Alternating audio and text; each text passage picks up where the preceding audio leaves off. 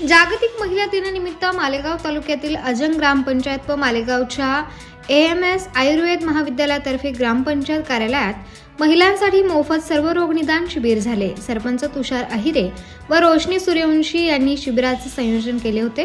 प्रारंभी मान्यवरांच्या हस्ते सरस्वती व सावित्रीबाई फुले यांच्या प्रतिमांचे पूजन करण्यात आले। ग्रामसेवक अधिकारी डॉक्टर गोकुळ खैरनार यांनी पाहुण्यांचा परिचय करून दिला। शिबिरात गरजूंना मोफत औषध वाटप करण्यात आले।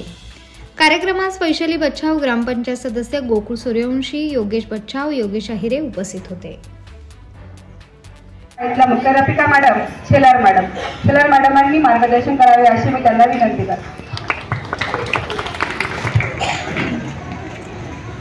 सगळ्या मुली परत एकदा भारत माता की आवाज नाही आला, आपला दिवस आहे म्हणून खास तुम्हाला बोलवलंय। परत एकदा जोरात भारत माता की जय। बघा मी थोडंसंच बोलणार आहे, फार नाही। सन्माननीय अध्यक्ष रोशनी ताई, सन्माननीय सरपंच भाऊ तेजस दादा, सर्व सन्माननीय ग्रामपंचायत सदस्य, सर्व अंगणवाडी ताई, आमच्या महिलांच्या सेवेसाठी आज उपस्थित झालेले सर्व आमचे डॉक्टर भाऊ, सर्व सन्माननीय प्रतिष्ठित व्यक्ती, सर्व गावातल्या सन्माननीय महिला आणि माझ्या बाल मैत्रिणींनो, आज आपण इथं 8 मार्च महिला दिन या कार्यक्रमासाठी जमलेलो आहोत। आजच्या काळाची परिस्थिती बघितली तर खूप बदल झालेला आहे, परंतु महिला दिन का सुरू करावा लागला त्याची काय गरज आहे ही पार्श्वभूमी फार मोठी आहे। मी प्रथमतः आपल्या शाळेची, आपल्या गावाची ग्रामपंचायत आणि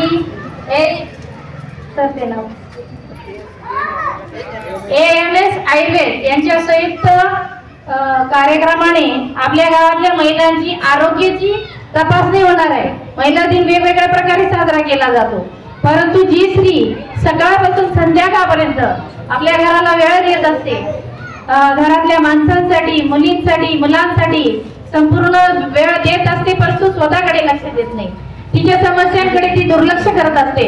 अशा या महिलांच्या आरोग्यविषयक समस्येसाठी आमच्या ग्रामपंचायत अजंग आणि आयुर्वेद यांच्या संयुक्ताने हा जो कार्यक्रम झाला त्याचं मी मनापासून कौतुक करते।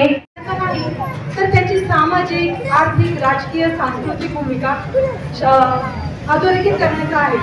कुटुंबापासून ते सर्व समाजाच्या उभारणीसाठी महिलांची भूमिका ही अत्यंत मोलाची असते। आज अनेक क्षेत्रात आपल्या महिला आपले वेगळेपण सिद्ध करत आहेत आणि समाजात नवा आदर्श निर्माण करत आहेत। असे कुठले क्षेत्र नाही की जिथं माझी महिला बहिणीची मदत पोहोचलेली नाही। यासाठी आज मी क्रांतीज्योती सावित्रीबाईंचा उल्लेख विशेष करावासा वाटतो, का तर आज सावित्रीबाईंमुळे आपण इथपर्यंत पोहोचलो आहोत। त्यांनी केलेल्या कष्टाचे हे सगळं आउटपुट आहे की आपण सर्व भगिनीचं बसलेले आहोत। तर मुलगी, शिक्षिका, लेखिका, आदर्श मुख्याध्यापिका हा त्यांचा प्रवास आपल्यासाठी प्रेरणादायी आहे। थोर तत्ववेत्ते गांधीजींनी